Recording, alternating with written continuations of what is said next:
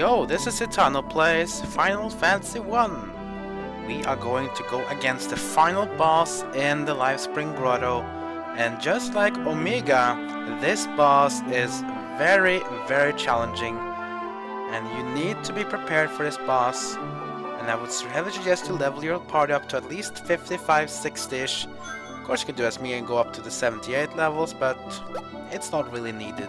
Kobe can do it at between high 50s to the low 60s. It can be very tough though, so if you go higher than that, it is very recommended, so you can get your knight to max health, also your white wizard higher in health, and even your ninja and black wizard higher to health. They get more health bonuses as the higher level goes, which will make it a bit easier. I will say Shinryu is maybe slightly easier than Omega, but he still is quite very powerful, so without further ado, let us go against Shinryu, also known as Nova Dragon in some games. He is said to be one of the super bosses of Final Fantasy games, and he's going to be our opponent here right now. I am that which follows Omega. And here we go. Look at this huge dragon. He is no joke.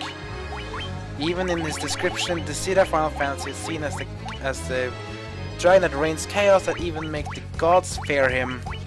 That's just saying how powerful he is. So you want to go all out on this. Just going to do the same as I do with all the bosses. Now he can do some really heavy focus damage on you, on your party. You can also do Tidal Wave, which does heavy water damage. I'm just going to go with No Frost. And of course going to hasten up both of my fighters.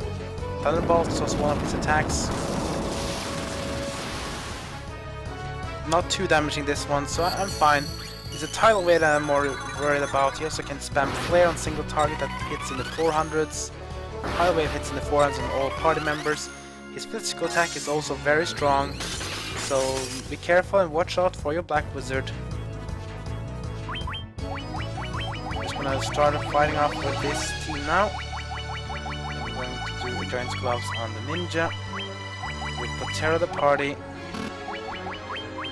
And we're just gonna start tempering the Knight. Got the Tidal Wave, this is gonna hurt.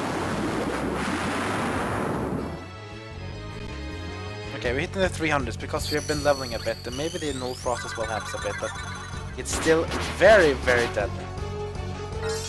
Luckily though, Shinryu does have nowhere to hide defense as Omega has, so he should go down faster, but he can still dish out pretty much as much damage as Omega can. So you need to be on your toes for this fight.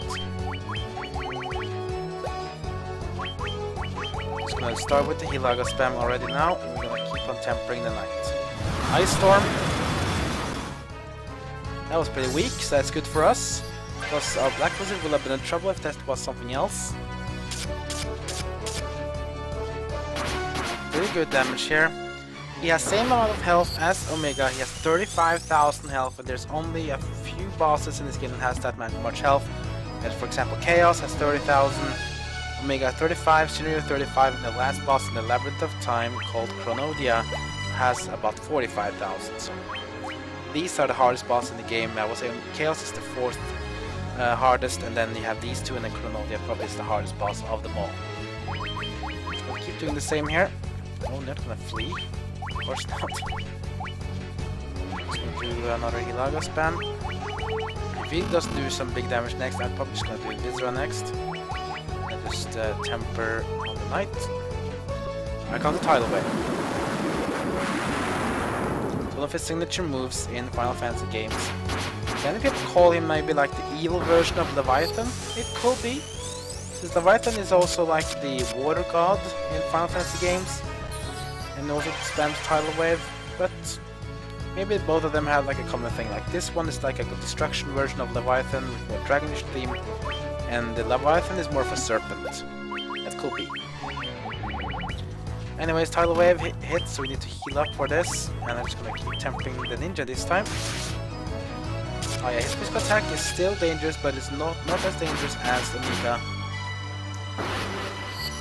So I would say that Shinryu is easier than Omega, but it kind of depends how you go for it. Shinryu has more party damage spells, while Omega's just heavy physical damage single targets, which can cause a lot of pain for you. So you don't know if you need to heal the party or need to revive one of the team members. I'll just go for Invistra this time, and we're gonna keep tempering this Tender Knight. Here comes the Thunderbolt. It's decent damage, but it's nothing to be worried about. Wow. Almost in a 3000 now. Another temper, this is gonna be quick bad. This boss should go down much faster. It's just the high defense of Omega was just a pain in the ass to go through. We have to spam those tempers. Now we're doing much better here. Still have to spam Healaga here. It's just don't take any risks. This boss can suddenly, you know, turn the tides against you as we speak, since he does the Tidal Wave. And he can become a pain in the ass. You can of course tag magic spells as well with the Black Wizard, but in my opinion the gain from damage using tempers is just too big. And of course Knight as well can survive longer than the Black Wizard, so I'd rather just pimp up the Knight, because he should be able to survive everything hit to him. Okay, so I think we can, let's see, should we throw some more spells now? No, let's just keep it. Let's actually do one flare. Even the Black Wizard survives the strike from Shinryu. You have to keep healing the party. You have to be taking any precautions for this fight. Let's see what the flare does now. Level 78. And 600, so we see it's not really as much damage. We'll do more with just tempering the rest of the party, I'm pretty sure of.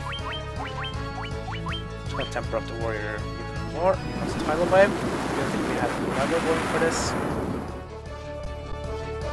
So much damage from this one. I'm missing the 300s. The Healaga spam. Get that healing up.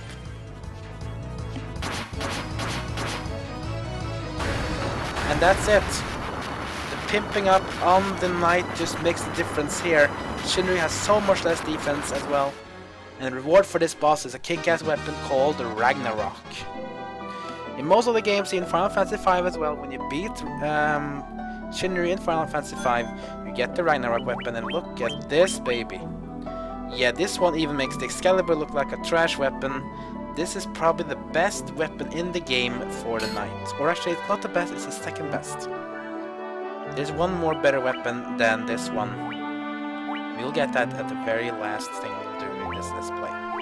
Regardless though, a sword edged with the words of the gods, Ragnarok, which is basically the Norse word for the end of the world. And we also get the hero shield from beating Shinryu. And this one is just so good. Look at this one. Shield that wards off status elements. It is the best shield in the game by far. Now my Knight is going to become a tanking monster. The coolest thing about this, you can also equip it on your ninja. So if you want to make a ninja more tankier, you can give it to him or just give it to the Knight. Kinda up to you. I will actually give it to the ninja because ninja just needs more defensive powers. And yeah, I could go and take on the Shinryu again, but I think we should be fine with these levels. Anyways, that means we have now finished off the Life Spring Grotto. Should we return to the surface? Yes, please. That means we have one optional dungeon left from the Soul of Chaos. That one is called Whisperwind Cove, and that's going to be the final Soul of Chaos dungeon we will do, and the second last optional dungeon we will actually do in this game before completing Final Fantasy 1.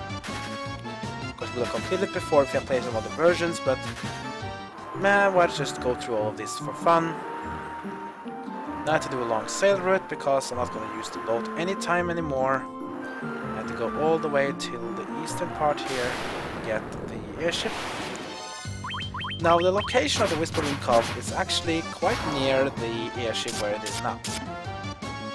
The location of the Whisperwind Cove is actually between the ice cavern and Mount Gulg, so you have to land your airship nearby and use the Kano to travel around. You should find a cave in inside there is the Whisperwind Cove, which hosts the 4th and final optional dungeon. And it's going to tell you though, the Whisperwind Cove is even bigger than the Livespring Grotto. It has a whopping 40 floors. Luckily though, you only need to go through the Whispering Cove once because there's a boss every 10 floors. Which of course is a very nice thing. Just gonna see if I need to stock up on some items. I have max gold, so that's fine. Let's see, I need to buy eaters. I've bought so many eaters on going through this. Let's get max high potions up too. I can only use the high potions and the eaters when I'm actually going down these places. Nice way to keep yourself at max. Let's just go to the inn as well, just to get full health and MP before we enter the 4th and final optional dungeon of this game called the Whisperwind Cove. And yeah, so the Livespring Grotto had bosses from Final Fantasy V. The Whisperwind Cove will have bosses from one of the more popular games in the series, Final Fantasy VI. So where's the Whisperwind Cove? It is up here somewhere. Let's use the Kano to go here. This is the way to Mount Gulg. Go up here to reach the Ice Cavern. The Ice Cavern is located here. And here, just near the Ice Cavern, this is the Whisperwind Cove. So to get to this place, you need to use the Kano. So I suggest you then land here. Then you just use the Kano. Travel down here, down here. Now you will go to the west to go to the Ice Cavern, but just go just straight south. After some Hydra is gonna troll us with such battle. Oh, the Ragnarok is so good.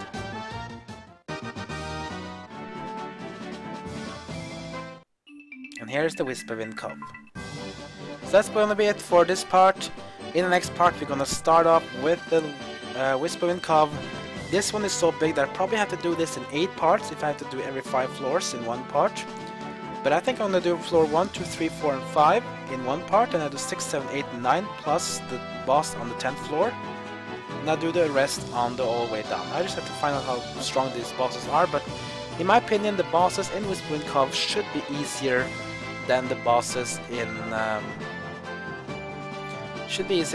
we just done with Amiga and Shinryu, so in my opinion we should be able to do it in one go. Maybe on the last boss in the very bottom, that one has more health than the other ones, but we should do fine here. Anyways, if you have any feedback on Let's Play or want to discuss this game, leave a comment below this video. If you want to notify when I upload more parts and other stuff on my channel, then go ahead and hit that subscribe button. I just want to say thank you for watching, and I'll see you all next time.